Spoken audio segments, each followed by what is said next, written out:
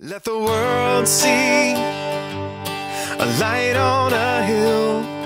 Let the world see your purpose. My name's Winston Fight, and I've been a church member here for 4 years now, and very much enjoy this church. Very good church to go to, and very mission oriented. It's something that we had really explained about when we went over to Moldova, is where we went this past missionary trip, which was about a month ago, and it was a wonderful experience. It really was. Sergey is a pastor over there, and he really does have a heart for more so the kids and the orphanage there, and it's just, they live a tough, real tough lifestyle, and it's amazing to see how they keep their priorities in straight, and in a selfish way, it really helps me in going on trips like these to help me keep my priorities in straight and in line, as far as just taking simple things for granted, as running water that you can actually drink, actually using the bathroom indoors, miscellaneous things like that, having power when you need it, when it's 100 degrees outside, to turn on the air conditioning, and you know, just the way that they're doing things over there, you can really tell they have a passion for the Lord. Their heart is where it needs to be, and their overall agenda, I guess, in this lifestyle or in this life is to just basically serve the Lord and serve the Lord with everything they've got.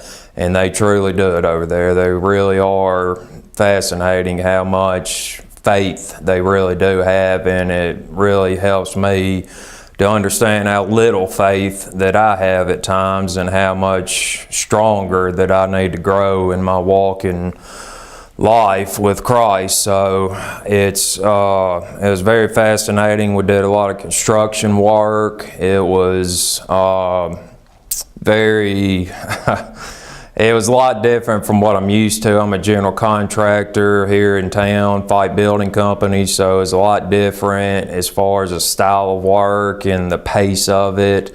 The trips, I mean, the days were great. We got to wake up, eat breakfast, very nice breakfast every morning, and then work for a couple hours and come back, eat a very nice big lunch, and then take a nap for a couple hours, and then turn around and go work for the rest of the day, and come home and eat dinner and shower and go to bed and wake up and do it all again. So it was very luxury as far as I'm concerned, and the food was just wonderful. Very good food, and the architecture over there is just amazing as far as seeing all the old buildings and everything.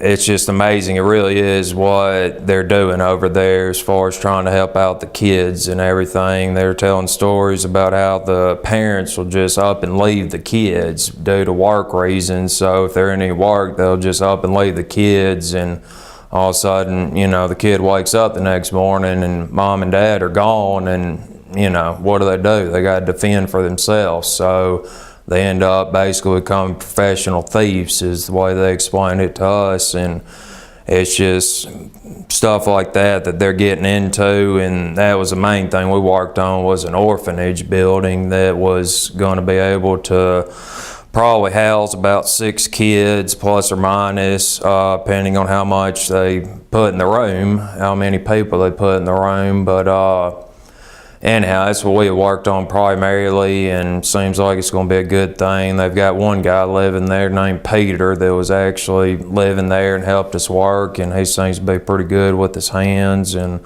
does a good job. But Pastor Sergey, it's hard to say enough about him. Also, it's kind of funny, he will kind of give you that finger sometimes, and you realize that you've done wrong or did something wrong, but that language barrier was very tough to overcome. Luckily, I had a translator named Kola that was a huge help, and he's more of an inspiration than anybody. He really is. He is very strong and just very passionate about the Lord and what he does. He's the one who works for Miss Lorraine, and through that organization they seem to have done a very good job, and more than anything, it was a very emotional trip, more so than the other couple missionary trips I've been on, and it was very fascinating. It really was. It was very humbling, and when I got back, it just helped me to really appreciate the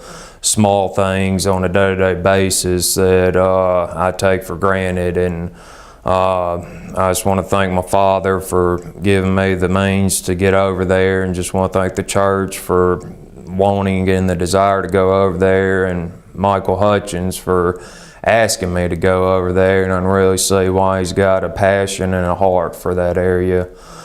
Overall, I think they really are good people, and without the language barrier deal, it's just hard to kind of talk to them, but at the same time, you can just tell they're people like us, just trusting in the Lord and following the Lord and just doing what He tells us to do and learning more and more every day. So they just do a wonderful job of it, and they've just got a small group right now of 30 or so members, and I see that hopefully growing.